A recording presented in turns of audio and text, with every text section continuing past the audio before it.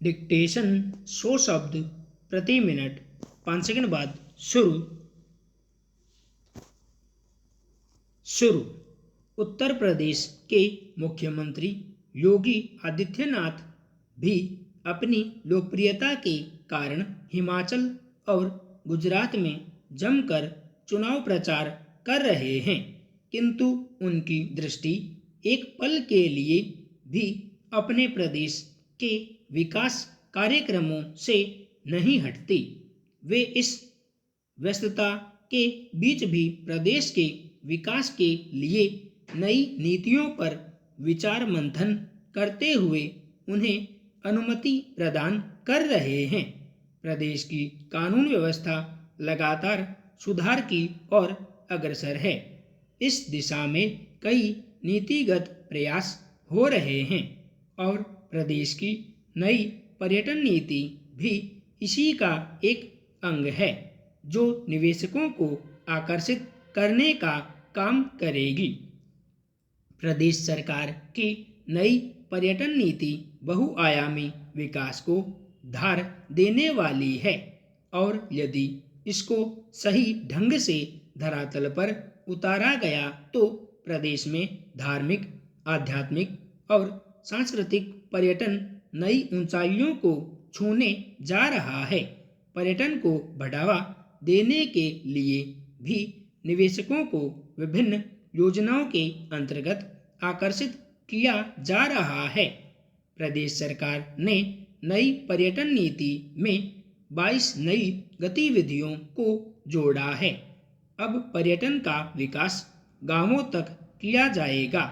प्रत्येक गांव में किसी प्राचीन मंदिर, धरोहर व महापुरुषों से संबंधित स्थलों को चिन्हित करके उस गांव का भी विकास किया जाएगा।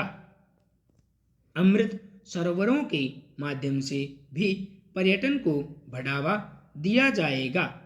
जिस प्रकार प्रदेश सरकार ने एक जिला एक उत्पाद योजना पर काम किया है, उसी प्रकार अब एक जिला एक पर्यटन केंद्र का भी विकास किया जाएगा।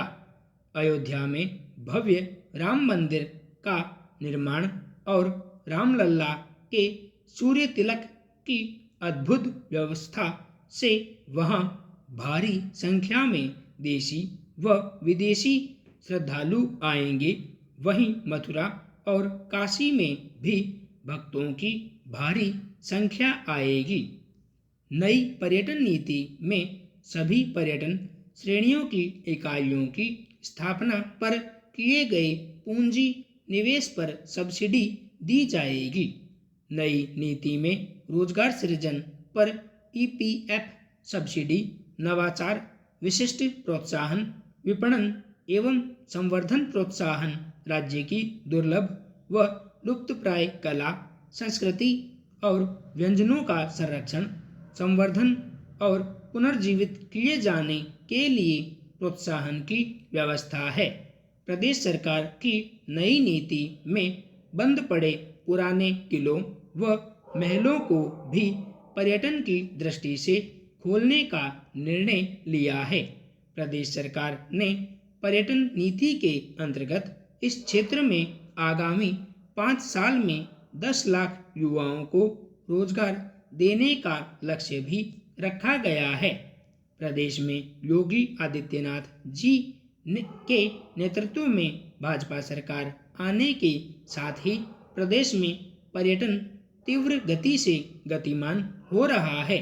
अयोध्या में भव्य श्री राम मंदिर का निर्माण प्रारंभ हो जाने के बाद और अयोध्या में हर दीपावली के अवसर पर भव्य दीपोत्सव के आयोजन तथा विविध देशों के कलाकारों द्वारा रामलीला मंचन आदि से अयोध्या का दीपोत्सव पर्यटन के अंतर्राष्ट्रीय मानचित्र पर अपना महत्वपूर्ण स्थान प्राप्त कर चुका है।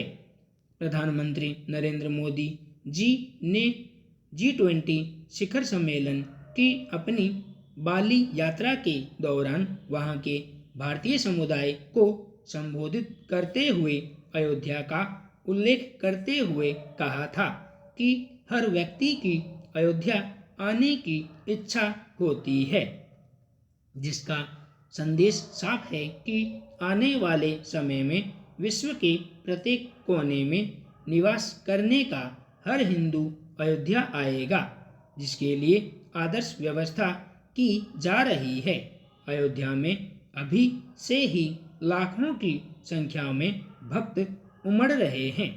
काशी में भव्य काशी विश्वनाथ कॉरिडोर का काम जारी है। वहां पर भी सावन माह में अब तक करोड़ों की संख्या में श्रद्धालु आ चुके हैं। विगत सप्ताह से एक भारत श्रेष्ठ भारत योजना के अंतर्गत संगमम का आयोजन किया जा रहा है। इस आयोजन के बाद भी वहां दक्षिण भारतीय शिव भक्तों की भारी भीड़ उमड़ सकती है। वृंदावन में बांके बिहारी कॉरिडोर भी बनने वाला है।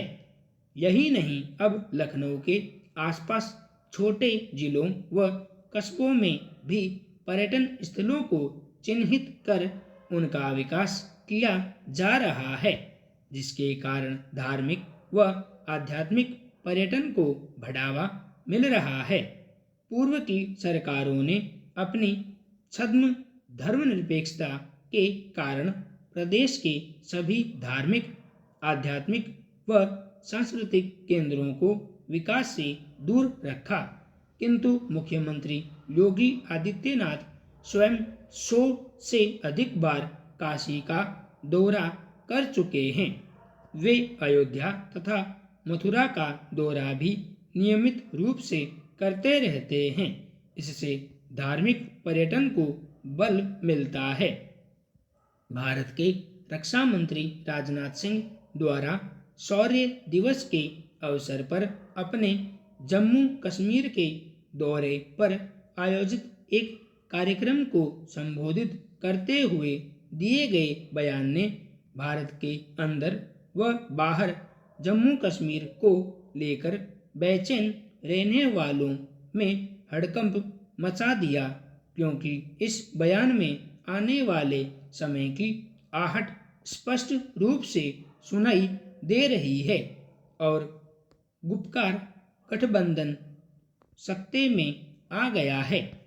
इसी बीच जम्मू कश्मीर के भारत में विलय के 75 वर्ष की पूर्ण होने के उपलक्ष्य में केंद्रीय कानून मंत्री किरण रिजिजू के नेतृत्व में भारतीय जनता पार्टी ने जम्मू कश्मीर को लेकर पूर्व प्रधानमंत्री जवाहरलाल नेहरू जी की गलतियों का भी जोरदार ढंग से खुलासा किया, जिसने रक्षा मंत्री के बयान से सत्ते में आई कांग्रेस और गुपकार गठबंधन को और भी दबाव में ला दिया।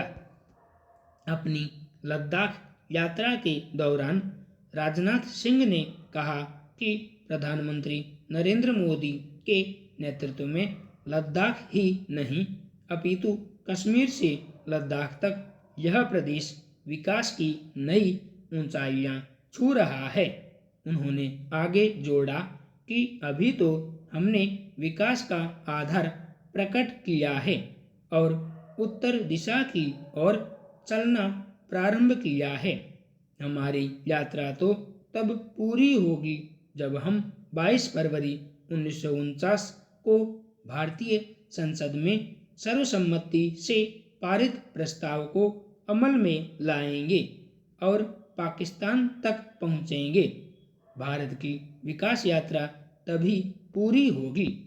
अभी पाक अधिकृत कश्मीर POK भले ही पाकिस्तान में है, लेकिन वह भारत का अभिन्न अंग है और भारत कई अवसरों पर POK को पाकिस्तान से मुक्त कराने की बात दोहराता रहा है।